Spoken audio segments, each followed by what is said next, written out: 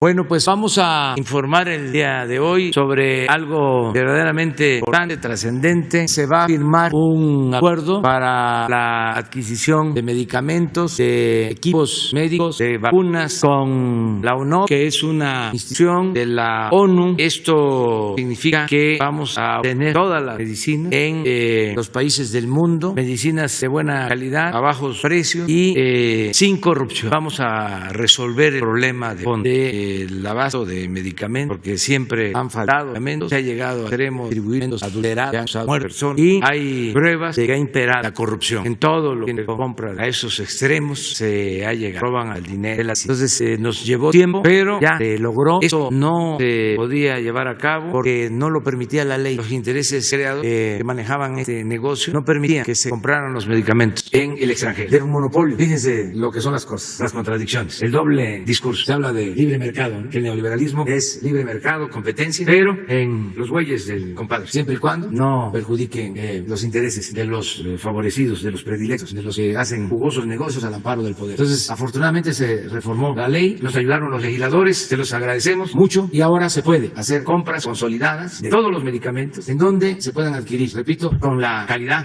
necesaria, a buen precio y sin corrupción. Agradecemos mucho a la ONU que nos está ayudando, y el doctor Jorge Alcocer va a informarles, lo van a hacer también los representantes de Naciones Unidas y también Marcelo Ebrard, y al final firmamos el contrato o convenio para que ya el pueblo de México sepa que se establece este mecanismo. Ayer hablé de que esto va acompañado de la creación en México de una distribuidora de medicinas, de equipo médico y de vacunas, una distribuidora para que los medicamentos, los equipos que se compren en el extranjero, al llegar al territorio nacional, sean distribuidos y lleguen hasta el más apartado pueblo, la más apartada comunidad del país, que no falten los medicamentos, así como llegan los refrescos embotellados, que lleguen los medicamentos. Entonces, para eso es esta empresa, porque no solo era la corrupción en la compra de los medicamentos, en las licitaciones, el pago exagerado de los medicamentos, yo también el sistema de distribución. No contaba el Estado un sistema de distribución, no cuenta Estado un sistema de distribución de medicamentos, todo era también mediante contrato con particulares, y ese era además otro problema. Entonces estamos buscando resolver el abasto de los medicamentos de manera integral. Doy la palabra al doctor Jorge Alcocer. Muy buenos días, saludo a todos.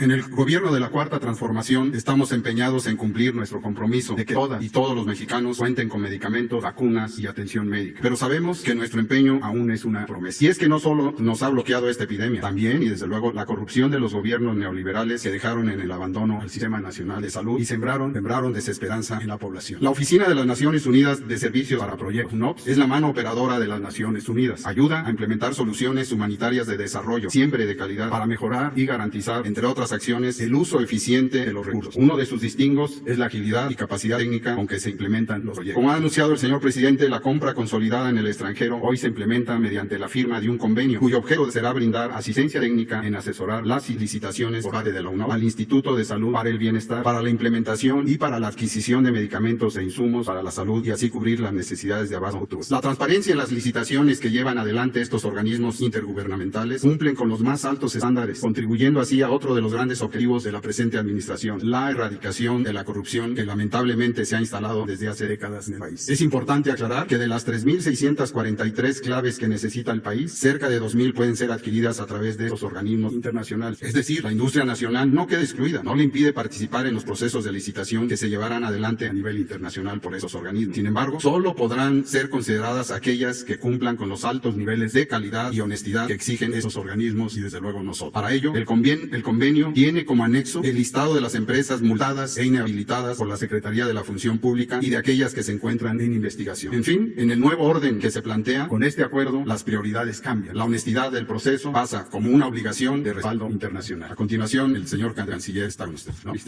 Participarán los representantes de ambas instituciones y, como ya señaló, el canciller cerrará esta. Señor presidente, secretario, canciller, señor director del INSABI, colega, con su permiso. La firma de este convenio de México con UNOPS se inscribe en una continuidad de colaboración con organismos internacionales de Naciones Unidas y del Sistema Panamericano de Integración, que empieza a realizarse en diciembre de 2019 con la adhesión de México a los fondos estratégicos de medicamentos y rotatorio de vacunas de la Organización Panamericana de la Salud, Organización Mundial de la Salud. Hoy día, con la ley de adquisiciones modificada, se puede pasar a la etapa operativa para garantizarle a todos los mexicanos y mexicanas, en particular a quienes más lo necesitan, el acceso a medicamentos, vacunas e insumos de salud pública, seguros y de calidad, a precios más competitivos. Se trata de contribuir así a los esfuerzos por salvar vidas y acortar el sufrimiento de quienes padecen problemas de salud, garantizando de una manera muy concreta el derecho a la salud y permitiendo que el sistema de salud de México avance hacia la modernidad, a la cobertura universal de salud y al acceso efectivo a servicios integrales, oportunos y de calidad, incluyendo medicamentos gratuitos, que no excluyan a nadie, ni por razones económicas, ni porque se vive en zonas rurales, alejadas alejadas o en barrios marginales de las grandes ciudades, ni por su cultura, ni por su religión u orientación sexual. Los medicamentos y vacunas de la Organización Panamericana de la Salud son fondos que nacen del mandato de los países de la región de las Américas para facilitar el acceso a estos productos. Hoy se cuentan en los fondos estratégicos de medicamentos y rotatorio de vacunas con 325 productos diferentes, 250 medicamentos esenciales como antirretrovirales, oncológicos, antihipertensivos, antimalarios y otros para enfermedades olvidadas, que sin los fondos, sin los mecanismos, las compañías farmacéuticas simplemente no lo producirían porque no son negocios. Hay también desde diagnóstico, insumos para el control vetorial, el dengue, que es un problema tan importante, también puede ser enfrentado con los insumos de estos mecanismos. Hay 49 vacunas y productos como jeringas y diversos componentes de la cadena de envío necesaria para garantizar su efectividad ahí donde se necesitan, al lado de los pacientes. Si tomamos el caso de 19 antirretrovirales, al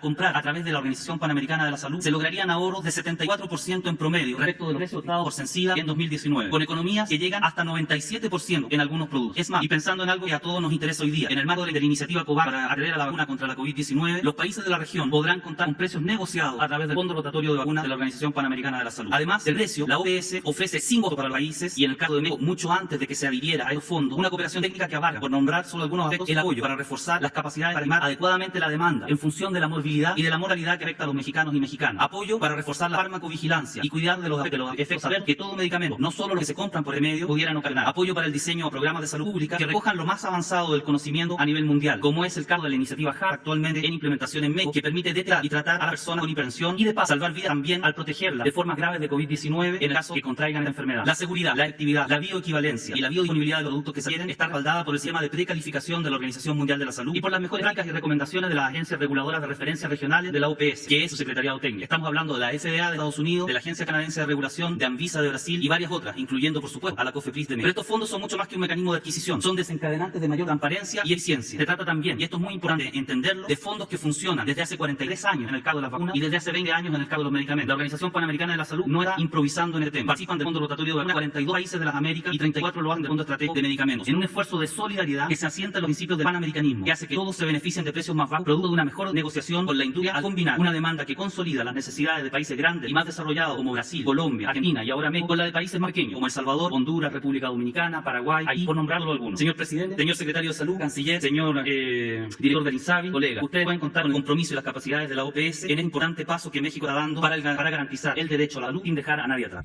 Señor Presidente, señor Canciller, señor Secretario de Salud, titular del INSABI, señor representante de la OPS, representante de los medios de comunicación. En febrero de 2019, UNOPS ha firmado un acuerdo marco con el gobierno mexicano por conducto de la señora Gret Faremo, directora ejecutiva de la organización, y el señor Canciller Marcelo Ebrard. Ha sido un marco en las relaciones entre UNOPS y el gobierno mexicano, y con ese punto de partida es que nos encontramos hoy implementando varios proyectos en el país, y hoy con este proyecto de extrema relevancia y magnitud para el Estado mexicano y el pueblo mexicano.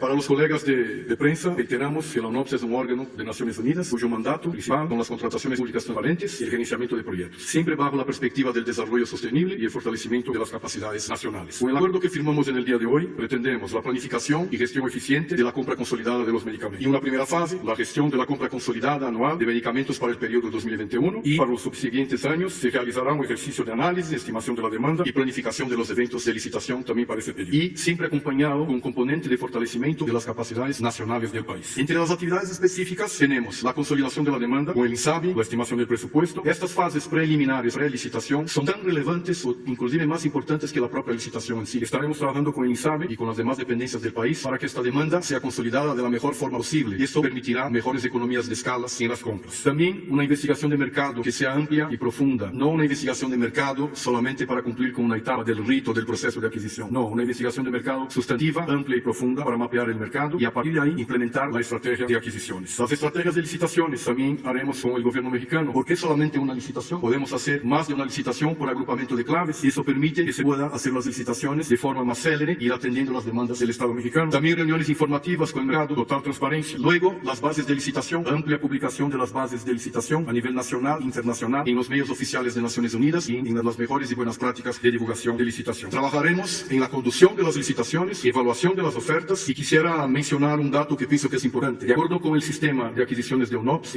hay la posibilidad de antes de la adjudicación entrar en un proceso de negociación con la oferta de menor precio que se presente en la licitación. Porque, señor presidente y demás autoridades, la oferta de menor precio no significa necesariamente que es el precio de mercado. Y eso efectivamente con estas herramientas que tenemos, y esto nos permite negociar cuando aplicable para que el precio llegue al punto de equilibrio correcto. Tenemos un observatorio regional de precios de medicamentos de 21 países que nos permite referenciaciones de precios. Esta referenciación de precios nos va a ayudar tanto en la fase de investigación de mercado cuanto en la evaluación de las ofertas. ¿Qué buscamos con este convenio? Lograr los 4 principios principios de licitación de UNOPS: integridad, transparencia, competencia efectiva y mejor valor del dinero. Y repito, competencia efectiva, no competencia como forma formal, competencia efectiva y que se logren los resultados de una mejor competencia y mejor resultado y mejor valor del dinero para el Estado mexicano. UNOPS va a trabajar conjuntamente con el Estado mexicano para con eso lograr una gestión pública más justa y equitativa, con mejor rentabilidad del gasto, hacer más con menos. Vamos a poner todos los recursos de la organización a disposición: operativos, recursos humanos, nuestras capacidades, certificaciones. El reto es muy grande, pero estamos seguros que vamos a lograr. Y señor presidente, en el día de ayer, en coordinación con el INSABI, también se ha incluido en el convenio lo del material de curación junto con los medicamentos. Finalmente, en nombre de la señora Grete Faremo, directora ejecutiva de UNOPS, en nombre del señor Fabricio Feliciani, director regional de UNOPS para América Latina, y mi capacidad de director de México, agradecer una vez más la confianza depositada en el trabajo de UNOPS, de usted, del señor canciller y de las demás autoridades del país. Muchas gracias. Con su permiso, señor presidente, colegas, invitados especiales el día de hoy de UNOPS, Organización Panamericana de la Salud, el consejero jurídico.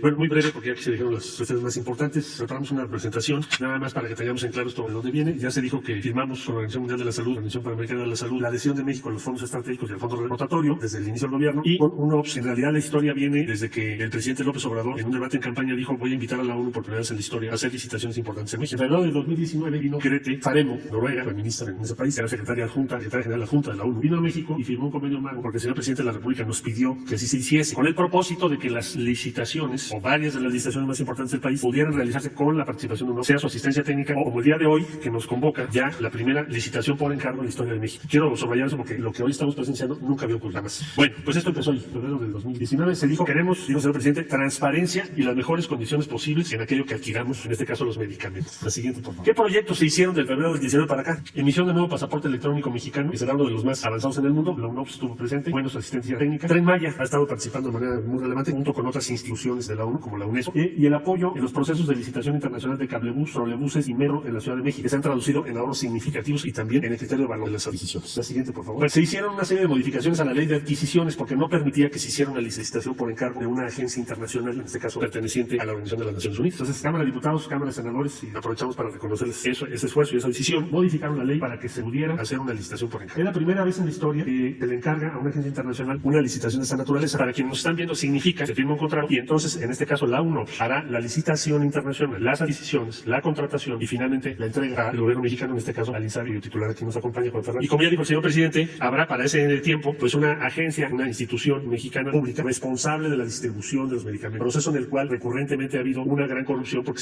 es un mercado oligopolio, quienes distribuyen muy poco, y que sucedía mucho abuso. Entonces, eso es lo que la primera vez en la historia. La siguiente, por favor. Bueno, ¿y eso qué significa? ¿Qué nos beneficia? ¿Qué acciones se toman y qué resultados tienen? Bueno, entonces hay un observatorio regional de precios de medicamentos. Esto va a significar, ya lo explicó Fernando hace un momento, igual que lo hace la Organización Panamericana de la Salud, ellos hacen el estudio de mercado más completo del mundo. O sea, ninguna agencia del mundo, sea de un país o sea privada, tiene el alcance de una institución de la Organización de las Naciones Unidas. Cubren todos los países del mundo. Entonces, el estudio de mercado que vamos a tener no lo habíamos tenido en el pasado. La gestión pública permite acceder a medicamentos con estándares internacionales para que tengamos el mejor uso del gasto posible. Es decir, lo que se va a invertir signifique el mayor valor posible para nuestro país, para los contribuyentes, que son los que están pagando esta operación, para comprar los medicamentos y los materiales de curación. Asegurar el abastecimiento, eso es muy importante. O sea, el pedido que se está haciendo es todo lo que vamos a necesitar en 2021 y así sucesivamente en los años subsecuentes hasta el 2024.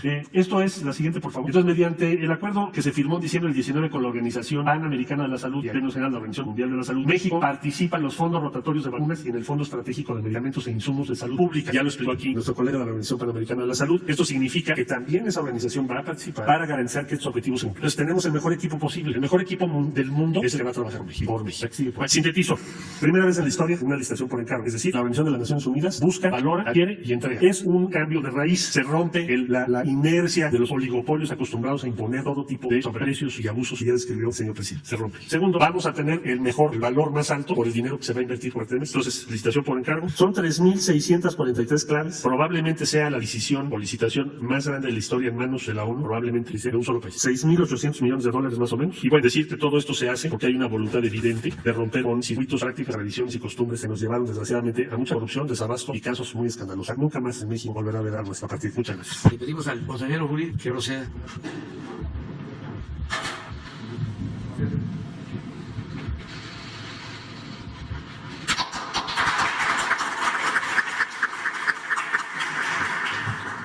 Muy bien, pues esto es lo que se acaba de convenir, que es, como decía al principio, un hecho histórico. Vamos a abrir para preguntas. Presidente, buenos días.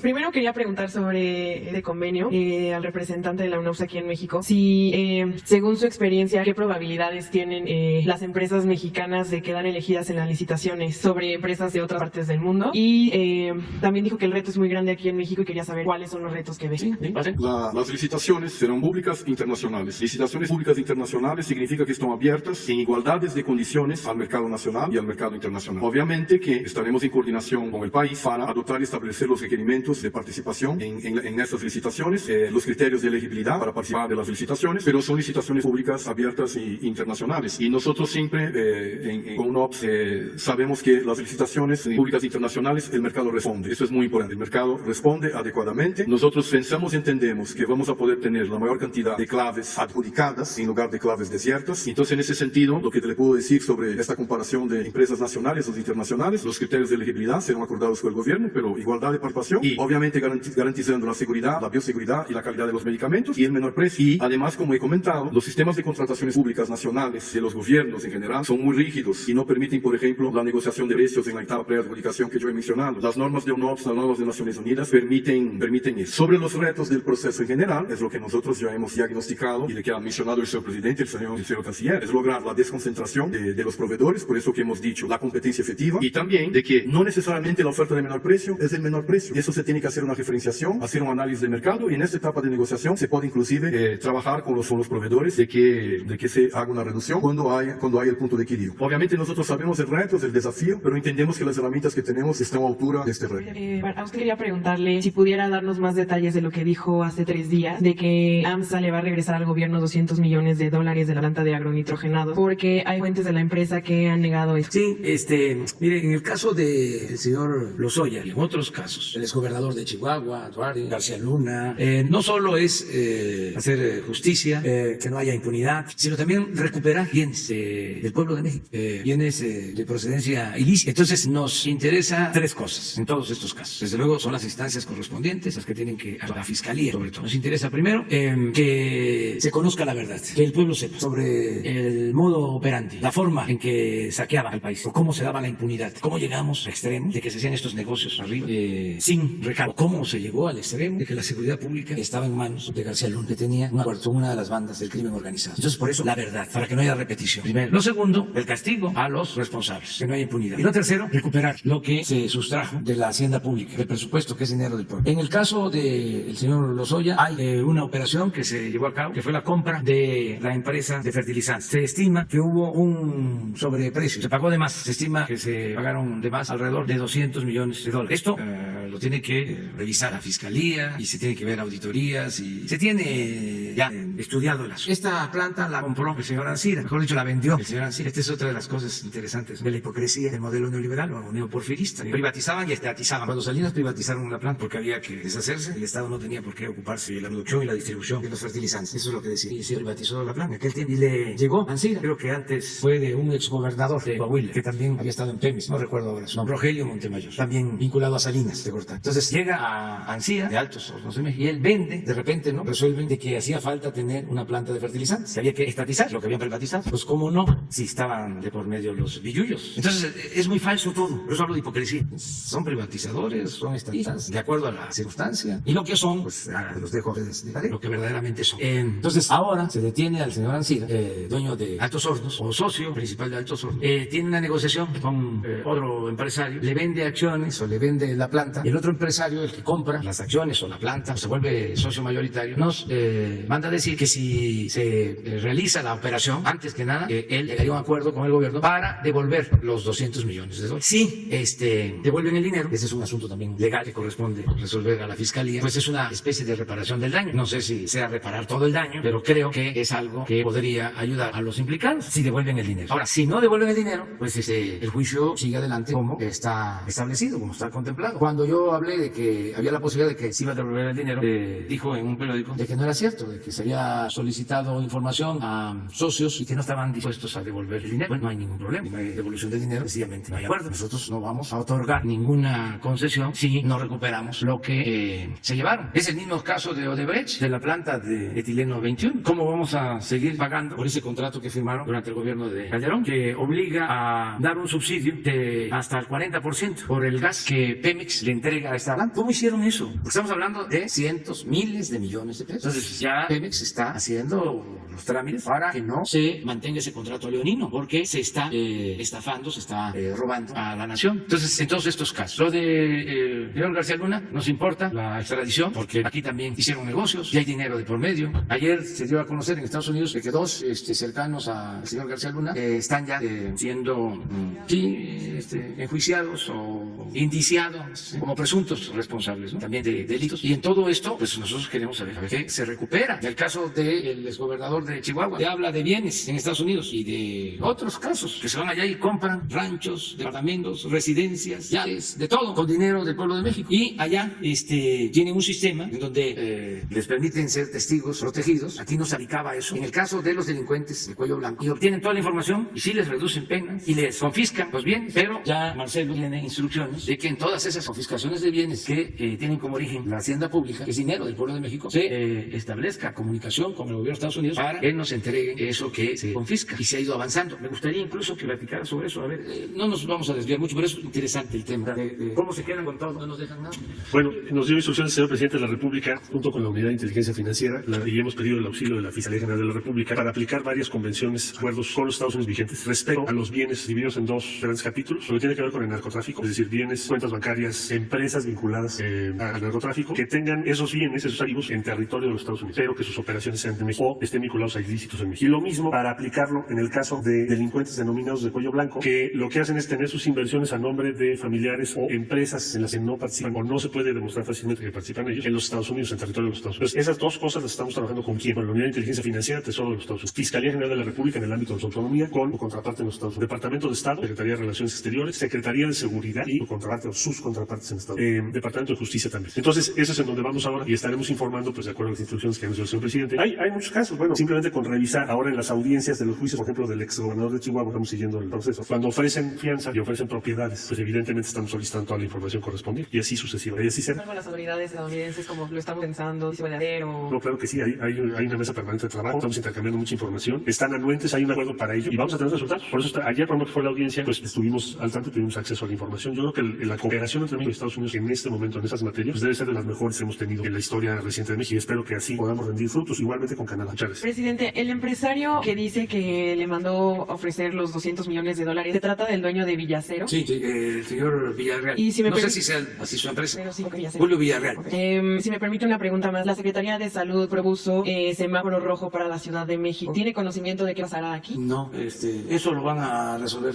¿Se puede explicar? El camino que se ha seguido es el ya establecido desde hace varias semanas. Se ha acordado tener, lo hicimos ayer, la reunión con los gobernadores y se les provee a ellos del estado que guarda el estado en cuanto al semáforo. Ellos tienen el día de hoy y mañana desde luego también para aclarar algunas dudas, que es el proceso en que está. Y se comunica el día de hoy a las 7 de la noche, el doctor Hugo López Gatell comunica el estado de los semáforos en todo el país. Muy buenos días, presidente y funcionarios que lo acompañan. Ramón Flores, el corresponsal de Contrapeso Digital. Presidente, el día de ayer el presidente Felipe Calderón dio unas declaraciones desafortunadas en un foro que participó en Venezuela por internet. En ese foro dijo textualmente que él estaría a favor de un levantamiento armado para derrocar a las dictaduras en Latinoamérica, e incluso dijo que usted no era en sus cabales. Y así como el expresidente, hay otro líder de un movimiento que dice que tiene 28 kamikazes para hacer explotar en la Cámara de Diputados o la de Senadores. Presidente, mi pregunta es, con estos planteamientos que están haciendo el presidente Calderón y un líder de un movimiento, ¿no es momento que los llame ya a la Secretaría de Gobernación a la cordura? ¿O cuál es su opinión, presidente, respecto a los llamados que están haciendo sus personajes? Pues como diría Calimán, serenidad y paciencia. Pues sí, porque el pueblo está pidiendo una opinión de un señor presidente. Sí, pero miren, no voy a engancharme en un debate, en una confrontación.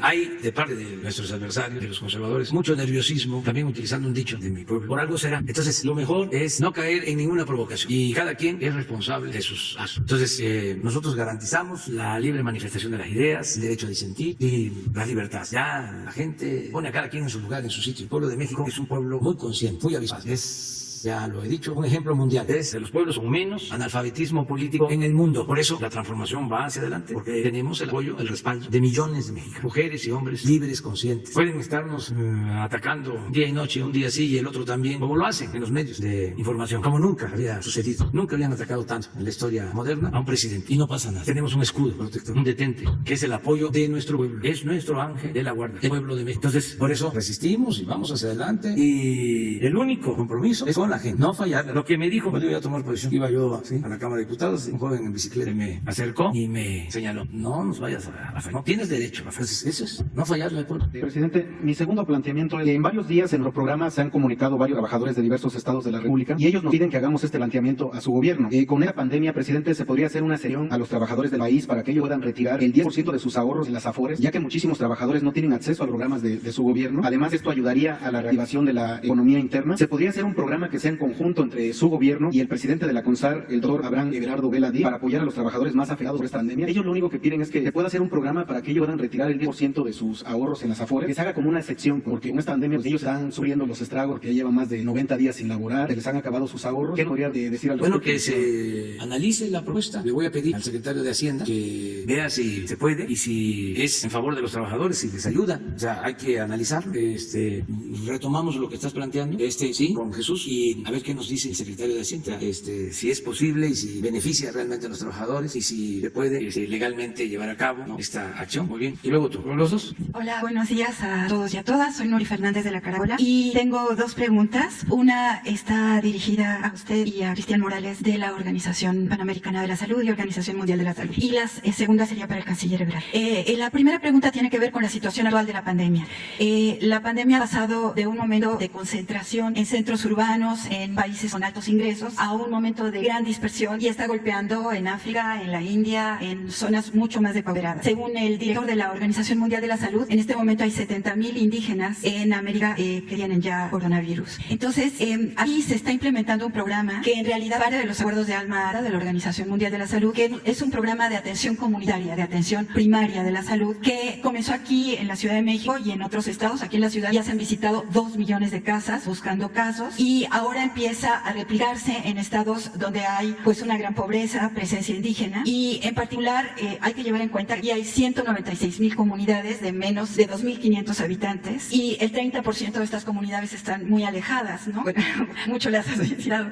Y lo que podemos ver con eso es que es posible que los servicios de salud no lleguen y la atención de salud no llegue a estas comunidades a la velocidad necesaria. Entonces, este programa de atención primaria, de atención comunitaria, es un complemento del quédate en casa, de las medidas de sana distancia, y es un programa de ir a la comunidad y trabajar con la comunidad, las medidas de higiene, la información necesaria y la detección de casos. Ya se está implementando en Chiapas y en Tabasco y se están creando unos comités que se llaman comités de salud, agua y alimentación. Entonces, la pregunta sería, ¿cuál es el alcance de este programa? Si va a ser un programa para todos los lugares que lo necesitan ya, porque pensemos en Oaxaca, Guerrero, pues todo el centro de la República y la presencia Otomí, por ejemplo, el norte, los Rarámuris, los Yaris, ver el alcance del programa y por otra parte ver si este programa va a tener un impacto en la política de salud después. Es decir, es muy interesante, la pandemia ha traído como consecuencia, por ejemplo, la contratación de mucho personal de la salud y eso ha reforzado el sistema de salud, pero ver si la atención primaria de la salud y la atención comunitaria se van a convertir en un sello del sistema de salud. Entonces, esa es la pregunta. Pues lo que estás planteando es el modelo de salud pública que se está implementando, que parte de la comunidad y que tiene como elemento fundamental la medicina preventiva. Todo lo que es la educación para la salud es de abajo hacia arriba, es procurar que no se enferme la gente, que no apostemos solo a curar, sino a que no se enfermen las personas, la prevención. Hay un modelo que bastante consolidado, que es el del IMSS Bienestar. Lo que pasa que ese programa tiene más de 40 años, se abandonó, pero en el origen consistía en crear unidades médicas rurales en las zonas más pobres y marginadas. Una unidad médica rural, pero esa unidad médica no solo contaba o cuenta un médico, con auxiliares, con enfermeras, sino también ahí se constituía un comité de salud comunitaria. Existen los comités. Hay alrededor de 5,000 unidades médicas del IMSS Bienestar. Y por cada 70, 80 unidades médicas, un hospital del IMSS Bienestar es un segundo nivel de atención. Entonces, sí existe la organización. Ahora eso se está reforzando con lo que se inició en Chiapas, en Tabasco. Y les estoy pidiendo a los del sector salud que se coordinen, porque desde mi punto de vista, aunque son los especialistas los que tienen que resolverlo, no se debe de desechar la experiencia del IMSS Bienestar. Pasa que lo limitaron mucho. Sí, fue un milagro que no lo desaparecieran. Entonces se quedó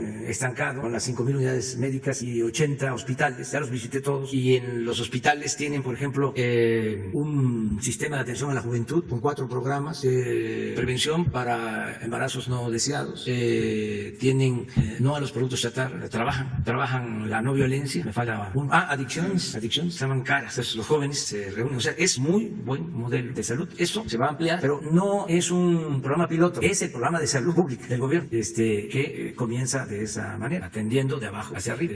Se tienen los hospitales de especialidades, pero la atención primaria es fundamental y es lo que se está ahora procurando. Hay muchas injusticias, por ejemplo, estamos hablando de claves, ¿no?, que se van a comprar.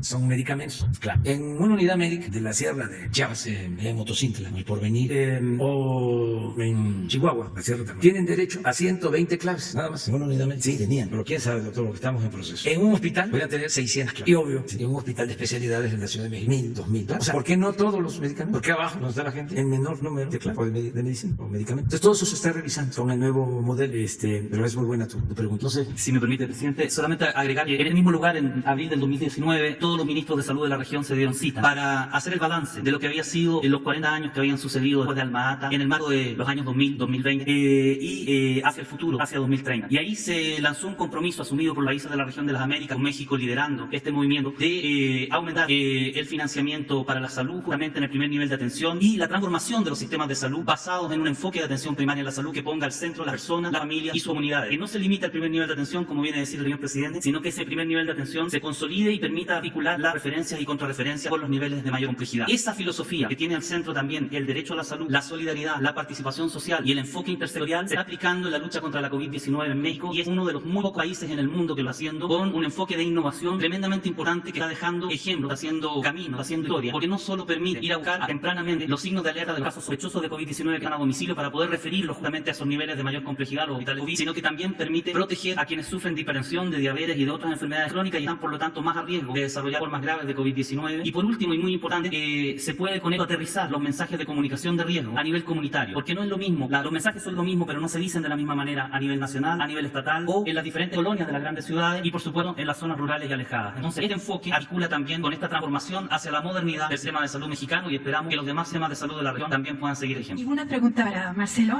Hace unos días, no sé si fue una conferencia de prensa o una declaración conjunta con el canciller chino en el sentido de las vacunas, y se hizo un compromiso por parte de China para que si ellos llegan a tener ya la vacuna, va a ser de alcance generalizado, no va a tener un uso. Entonces, sí, ¿nos podría informar sobre esto? Fue se hizo una conversación de la CELAC, la Unidad de Estados de América Latina y el Caribe, con el canciller chino, encabezado por el canciller de China. Uno de los temas principales es el que tiene que ver con la vacuna. Como se sabe, es una prioridad para la política exterior de México hoy, es una encomienda prioritaria que nos dio el presidente de la República, y nos dijo el canciller que para ellos la vacuna debe ser un bien público. No está todavía precisado si eso significa que no va a tener utilidad el precio final de la vacuna. No creo que sea que la vacuna sea gratis, a lo mejor vamos a tener que pagar los costos de fabricación, pero que ellos así van a actuar. Ese fue el ofrecimiento que hizo a los países que estuvimos ese día en esa conversación. En seguimiento a esa conversación ya tenemos contacto y estamos en ruta de tener un memorándum de entendimiento. Ese es el objetivo, porque hay varias empresas chinas que están trabajando, no son estatales, son empresas particulares, y estamos en esa ruta, y en cuanto tengamos un acuerdo pues lo daremos a conocer. Ayer Sanofi anunció la inclusión de México en la fase 3 en su protocolo, y con China estamos, diría yo, cerca de un entendimiento o un memorándum de entendimiento para ese propósito. Lo mismo estaríamos trabajando con Estados Unidos, como usted sabe, derivado de la visita del señor presidente, con varias de las empresas de Estados Unidos, particularmente las que van más adelante en fase 3. Esta semana empezó Moderna su fase número 3, que es una empresa norteamericana, y lo mismo con Alemania. Gracias. Gracias, presidente. Esteban Durán, del Ciudad de México. Con relación a los dos personajes, ya comentaba, presidente, estaban muy cercanos a Genaro García, refiriéndome a Luis Cárdenas Palomino y Ramón Pequeño García. Ya se están haciendo investigaciones aquí, porque ellos fueron señalados por el Departamento de Justicia de Estados Unidos.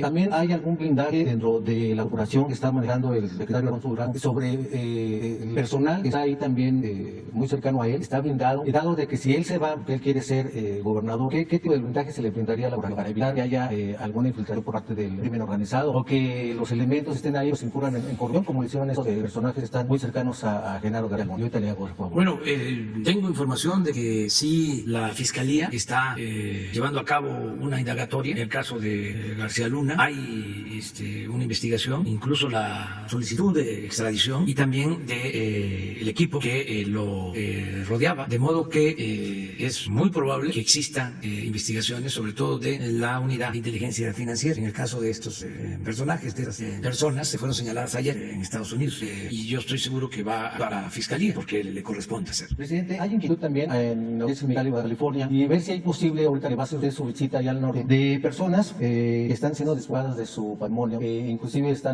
hay colaboración por parte de la Coparmex, que se manifestaron en contra de la cervecera que le cancelaron el permiso, hubo en contra suya por esta acción, es Rubén Apodaca Caro, quien es contador de la Coparmex, y está participando junto con un contador público, un notario, que es Carlos Enríquez de Rivera, y ellos dos están, junto con empresarios de la Coparmex, están despojando a familias de sus bienes, empezando por la familia Valles García, en la que impunemente y pues utilizando el influyentismo han hecho desecho contra estas personas, contra familias ahí en Mexicali. Entonces es la petición de que se interceda, el gobierno federal interceda para evitar que sigan ese atropellamiento, esa impunidad, que no quede impune este caso, porque inclusive ha habido ya denuncias al respecto durante 4 años y no se ha hecho absolutamente nada. E inclusive ha habido falsificación de documentos en la que también funcionarios estatales han incurrido en estas circunstancias. Es una petición de parte de aquel lado para que usted, si lo puede escuchar, pues de una vez les atienda para que sea resuelto este problema que tienen ya durante 4 años. Muy bien. Gracias. Con Jesús le entregas los datos y los atendemos. Se me pasó decirte que en el caso de Alfonso Durazo y en todos los casos, la instrucción es que se cuiden, que nos cuidemos de quienes nos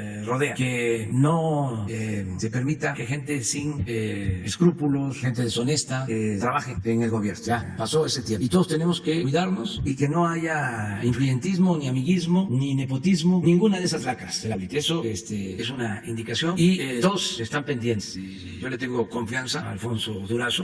Lo demás no puedo decir nada porque es una cosa política electoral. Eso lo va a resolver él y en su momento, y falta muchísimo todavía para eso. Ahora, lo que quiero es que siga ayudando, que nos siga ayudando, que lo ha hecho muy bien, coordinando el gabinete de seguridad. Pero alguien atrás había la compañera, luego la compañera. ¿Sí? Gracias, presidente. Buenos días a todas y a todos. Lisbeth Álvarez, reportera del Diario Barça y Grupo Cantón. Presidente, pues ya varios funcionarios, desde directores y secretarios, han renunciado en su administración a la 4T. La pregunta sería, ¿los funcionarios que se han ido no han entendido que su gobierno está rompiendo con los moldes tradicionales para acabar con la corrupción? Los que renunciaron no entendieron de fondo qué es la cuarta transformación. Esa sería mi primera pregunta y una segunda, si me lo permite. Gracias. La mayoría está trabajando con mucho entusiasmo. Esta es una oportunidad histórica. Es, en efecto, hacer historia. Estamos viviendo un tiempo interesante. Hay veces que transcurren los años, décadas, siglos, y no pasa nada, no se mueve nada. Ahora estamos en la cresta de una ola de transformación. De modo que es un timbre de orgullo poder participar en un gobierno que está buscando llevar a cabo un cambio de fondo, un cambio verdadero, una transformación. No hay que decir que esto no va a volver a pasar, pero sí llevaba tiempo, sin ponerse en práctica una transformación pacífica, pero profunda. Se está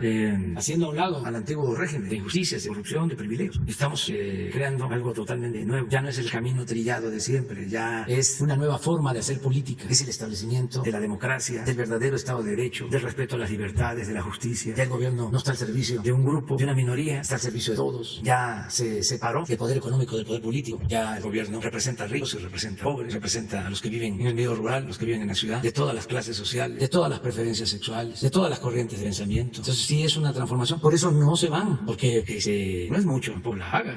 Hay quienes podrían estar ganando más y sin embargo han aceptado el plan de austeridad. Ahora hay una disminución de los sueldos por la pandemia, una colaboración, una contribución voluntaria de todos y hay entusiasmo y están muchos participando. Los que se han ido, algunos, muy pocos, les puedo contar con los dedos de la mano, se han ido porque no están de acuerdo con el proyecto nuestro. Eran más partidarios del modelo neoliberal y han hecho bien porque es honesto. O sea, hay una actitud sincera, hay honestidad intelectual, honestidad política. Decir, no estoy de acuerdo, yo no creo en la austeridad republicana, no creo que el principal problema de México sea la corrupción, no creo en que por el bien de todos primero los pobres, no creo que el Estado deba de participar o promover el desarrollo, no creo que debe de garantizar el derecho a la salud con atención médica, medicamentos gratuitos. Parece mentira, pero hay quienes no están de acuerdo con eso. No creo en que se atienda a los jóvenes. ¿Cómo estar becando a los niños? Es todo un pensamiento. Entonces, si no se cree en eso y no se está de acuerdo, pues entonces no hay por qué estar participando en un gobierno como el nuestro. Pero afortunadamente la mayoría está consciente de que necesitamos cambiar las cosas en el país como se está haciendo. Una pregunta es en cuanto a la próxima celebración del grito de independencia. Pero bueno, ya los conservadores están presionando para que lo cancelen. Mi pregunta es, ¿por qué ese acto que representa la independencia de México no debe dejar de cumplirse, de celebrarse? ¿Qué trascendencia le ve usted más allá de lo que representa un protocolo? Pienso ¿Piensa usted incluir algún mensaje especial en la ceremonia por los millones de víctimas de la pandemia por COVID? Sí, es que tenemos que estar recordando siempre a los fallecidos por la pandemia, siempre, y siempre externando nuestro pésame a sus familiares. Todo el tiempo vamos a estar pendientes y también reconociendo la labor de los médicos, de las enfermeras, que están padeciendo ya mucha fatiga, son muchos días y sin embargo ahí están salvando vidas. Entonces tenemos que estar reconociéndolos. En esos actos de la independencia son actos también para reconocimiento de médicos, de enfermeras, y recordar a los fallecidos y abrazar y externar nuestro sentir, nuestro pésame a sus familiares. O sea, no son actos protocolarios como eran antes. ¿Qué se sabía de Hidalgo? Pues nada más que había convocado a abolir la esclavitud, ¿sí? Que había luchado por la independencia. Hasta ahí. Pero Hidalgo fue un luchador social excepcional. Bueno, el primero en proclamar la abolición de la esclavitud, que dio su vida por eso. ¿Cómo nos vamos a olvidar de los padres de nuestra patria? Así querían los neoliberales, que se cancelara la historia, que no nos acordáramos de los fundadores de nuestra gran nación. Era el fin de la historia. Por eso quitaron el desfile, ya no se conmemoraba el 20 de noviembre, tan importante, el llamado de Madero a derrocar a la dictadura porfirista para liberar al pueblo de México, la gran revolución social del mundo. Entonces, ¿cómo vamos a olvidar? Pues, bueno, sana distancia, ya hablamos ayer, ¿cómo puede ser el grito? Se transmite con medios, puedo salir al balcón, tocar la campana, gritar, viva México y vivan nuestros héroes, y con un zócalo donde con sana distancia han representado todos los estados, todas nuestras rutas, con antorchas. ¿Por qué la antorcha? Para que no se apague la llama de la esperanza, que no se ha apagado la llama de la esperanza. Tengamos la confianza de que vamos a salir adelante, como hemos salido siempre los mexicanos por nuestras culturas, ante adversidades, ante epidemias, ante inundaciones, terremotos, malos gobiernos, siempre salimos y ahora vamos a salir también adelante. Entonces estaba yo viendo ayer, no sé si sea cierto, que los del PAN ya presentaron una denuncia porque quieren que yo me ponga, me voy a poner un tapabocas. ¿Saben cuándo? Cuando no haya corrupción ya. Entonces me pongo entonces ya voy a dejarlo. Hagamos ese acuerdo, entonces vamos a apurarnos a acabar con la corrupción para que yo ya me ponga mi tapabocas, para que ya no quedamos en la mañana.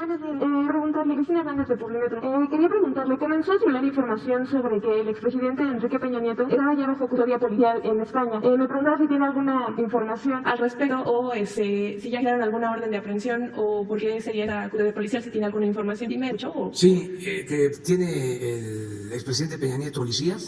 Está bajo custodia policial en España. No tengo información y no tengo tampoco conocimiento de que la Fiscalía haya hecho alguna solicitud en ese sentido. Okay. ¿Y si la Fiscalía podría informar. Yo no tengo elementos, no conozco de ningún procedimiento de vigilancia o de seguimiento al expresidente. Sí existiera, no tenemos nada. ¿Qué parece? Lo hace la Fiscalía General de la República, me puede hacer medir, pero no tenemos información de que sea veraz esa información, ese dato usted no está. En este momento no tenemos ese. Muchas gracias. Y si me permiten otra pregunta, sobre esta primer encargo de medicamentos, ¿no?, hacia el extranjero, ¿qué tipo de medicamentos son o para qué enfermedades se va a dar prioridad, por ejemplo, para las mujeres con cáncer que vinieron a manifestarse hace unas semanas, para los niños con cáncer que, habían sufrido de este desabasto, de esta problemática, o para qué, y sabe para qué para todos los medicamentos, enfermedades son en específico? Y todos. ¿Cuánto podría tardar este proceso? O sea, ¿para cuándo esperan que podrían arribar esta primera tanda de medicinas? Su permiso, señor presidente. Como ya señaló el presidente, es para todas las enfermedades. Se ha hecho un trabajo desde principio de año para ir sumando lo que cada especialista, cada hospital requiere, y transformando, inclusive, como se dio muy claramente el año pasado, la triple optimización, que es una guía que se implementa para tener medicamentos, todos ellos de primera calidad, de actualidad, porque los medicamentos, así como las enfermedades, cambian y se requieren cambiar los medicamentos de acuerdo a lo más de prueba más científicamente consensuada y que se usan en muchos países con experiencia. Todos esos medicamentos, en todos los ámbitos, no solo los que ustedes reconocen que son más emergentes, los ligados al cáncer, y que desde luego hay razón de ello porque varios de esos medicamentos se han suspendido en su producción y ha aumentado esta situación de no contar con ellos debido a las condiciones de la pandemia que limitaron varios caminos para ello. Pero en conjunto, esto ha sido en cada grupos focales de expertos que continúan en las diferentes áreas de la salud de México, que está esto integrado en el nuevo compendio de medicamentos, que ya no es cuadro básico, sino es un compendio de medicamentos que se ejercita día con día en cada uno de los hospitales para irlo mejorando, y le agrego, buscando, y ahora lo vamos a tener con una mayor seguridad, un costo bajo trabajo que nos ayude a tener esto como un camino que va a ser universal en México, que es un país con el derecho para la salud. Se ha hecho en el convenio, se ha acotado la importancia de que lo tengamos a la brevedad, y quiero decir esto, en el manejo a principios de año, en enero del 2021. Sobre tu pregunta, es muy importante comentar que estamos tratando, y es una convocatoria, un exhorto, un llamamiento muy respetuoso a los organismos de la ONU para que tengamos las medicinas lo más pronto posible, que se inicien los procesos de adquisición la semana próxima. Tenemos los recursos y como se trata de organizaciones pues de mucha confianza, estamos dispuestos a entregar por adelantar el dinero que se requiere. Todo esto para ganar tiempo, como lo hemos venido haciendo, pero verlo como algo urgente. Vamos a estar constantemente. Ya queremos tener los primeros medicamentos, las primeras entregas en México. Ya está el contrato, ya tenemos el dinero, ya se decidió tener la distribuidora. En tanto se lleva a cabo la compra de los medicamentos, terminamos de montar, de crear la distribuidora, y lo más pronto posible. Ese es un asunto. Para que no se vaya el tiempo y además que no tengamos que seguir comprando a precios elevados. ¿Qué hacían? Porque hasta hablaban de compra consolidada. Tenían dos vicios, cuando menos. Uno, que se hacían las convocatorias. El representante de la ONU habló de la competencia, pero era una competencia fingida. Ahora queremos que sea una competencia real. Bueno, ganaban siempre las mismas empresas. 3 empresas se llevaban casi el 70% de la compra de medicamentos. 3 empresas. Un gran monopolio. ¿Qué otro vicio había? Cuando hablo de 3 empresas que se llevaban el 70%, estoy hablando de alrededor de 60,000 millones de pesos. 3. Eso no es posible. Eso es hasta violatorio a la Constitución. Lo segundo, licitaron y se declaraban desiertas la mitad de las claves. ¿Para qué? Para que las que quedaban desiertas se pudiesen comprar sin licitación y a precios elevadísimos. Por eso es muy importante este convenio. Que el gobierno ya no va a comprar, compra la ONU con toda la transparencia. Sí, un porcentaje se está arreglando, o ya se decidió. ¿Cómo? ¿Y cuánto es? 1.25% de lo que resulte, de lo que compra. Entonces, sí es muy importante lo de tu pregunta, porque sí nos urge ya que estas empresas también montaron toda la campaña de que no había vaso y que faltaban los medicamentos para los niños con cáncer, porque era una red de componendas, de complicidad, de corrupción, que tenía que ver hasta con los medios de información, con algunos, no con la mayoría, para no generalizar. Pero era una campaña constante, acusando, porque querían que se mantuviese el mismo sistema de corrupción. Por eso este es un día importante, esta decisión que hemos tomado, y es en beneficio de los mexicanos. O sea, son las medicinas para curar. Por eso es que vamos a estar aceptando chantajes de nadie. Por eso es buena la decisión. Yo les propongo que nos quedemos hasta lo que hemos tratado, y que el lunes vamos a estar acá. Ya el martes sí va a ser en Tepic, entonces el lunes nos vemos. Y agradecerle mucho a los dos representantes, los dos organismos de la ONU. Y este es un día rito muy importante para la salud del pueblo, para garantizar el derecho a la salud. Muchas gracias. Lunes. Sí.